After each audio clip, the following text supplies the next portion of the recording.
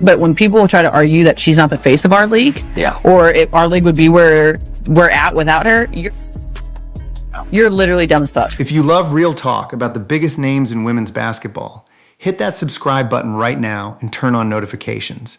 Because today, we are diving into one of the wildest relationships in the WNBA, the bond and the beef between Caitlin Clark and Sophie Cunningham. Let's get into it. When people hear Sophie Cunningham versus Caitlin Clark, they usually expect some kind of rivalry, some kind of drama between two teammates. But the real story is actually the opposite. It is a story about protection, fame, money, and a friendship that turned one overlooked role player into one of the most talked about women in American sports. So let's break down exactly how this all went down. Rewind to the summer of 2025. Sophie Cunningham was in her 7th season in the league, a solid role player who had just joined the Indiana Fever. Nobody outside of hardcore basketball fans really knew her name. She had a good college career at Missouri, a steady run with the Phoenix Mercury, but she was not a star. She was a role player. Then one night against the Connecticut Sun, everything changed in about 46 seconds. Caitlin Clark took a finger to the eye during the 3rd quarter, courtesy of Connecticut guard Jacy Sheldon. The Fever were already up by 17 points. The game was basically decided.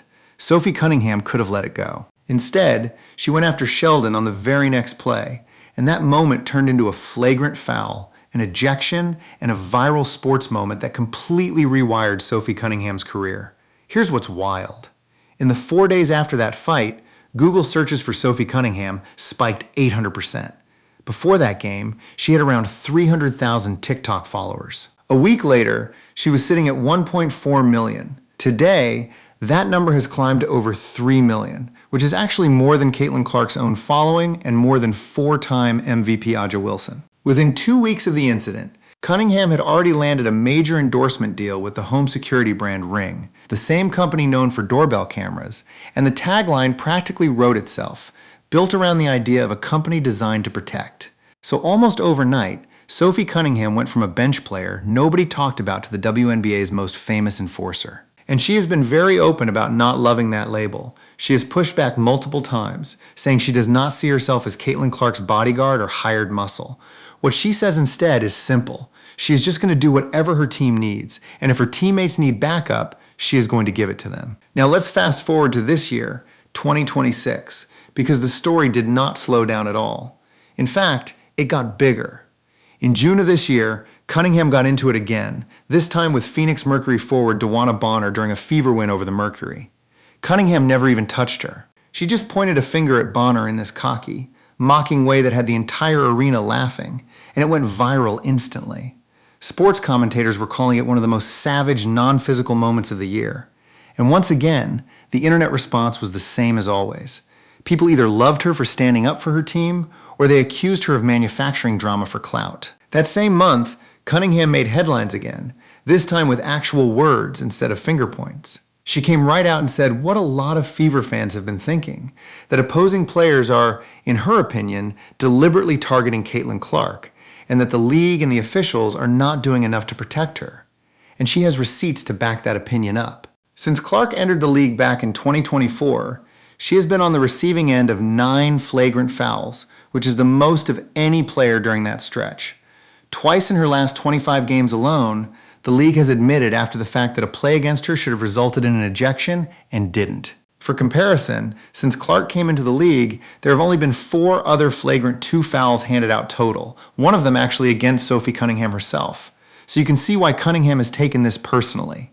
This is not just a teammate defending a teammate. In her eyes, this is about fairness, about a superstar who keeps getting hit, and a league that keeps being slow to respond. And that fire is exactly what turned her from role player into cultural lightning rod. But here's the thing that makes this story so much more interesting than a simple hero and bodyguard narrative. Sophie Cunningham's rise is not just about basketball anymore. This year alone, she has been featured in the Sports Illustrated swimsuit issue. She worked as a ring girl at a major UFC event. She dropped her own signature sneaker with Adidas.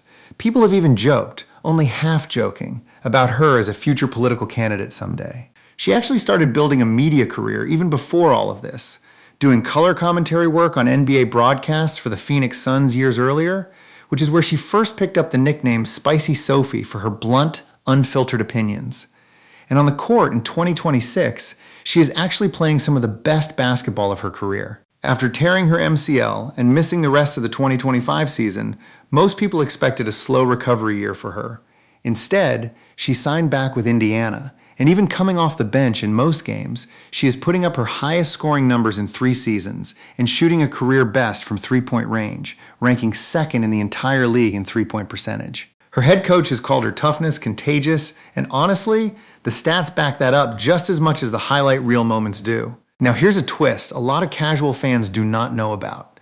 Despite red-hot shooting numbers, Cunningham did not get selected to this year's All-Star game. And in a strange bit of irony, Caitlin Clark, who has one of the biggest shooting ranges in the sport, was invited to the three-point contest again this year and turned it down again, just like she has every year since entering the league. So you have one teammate who desperately deserved a spotlight moment and didn't get the invite, and another teammate who keeps getting invited and keeps saying no thank you. Fans online had a field day with that one, joking that the two of them should just swap invitations. So where does that leave the relationship between these two? Because at the end of the day, this is not actually a rivalry. This is one of the strongest bonds in the entire league. Caitlin Clark has talked about what Cunningham means to the locker room, and she has made it clear that Cunningham's value has nothing to do with follower counts or endorsement deals. It is about loyalty. It is about a teammate who will not let anyone push Clark around without consequences. When people ask Clark directly about that eye poke incident and Cunningham's reaction to it, Clark's response has basically been that it was about time somebody did something.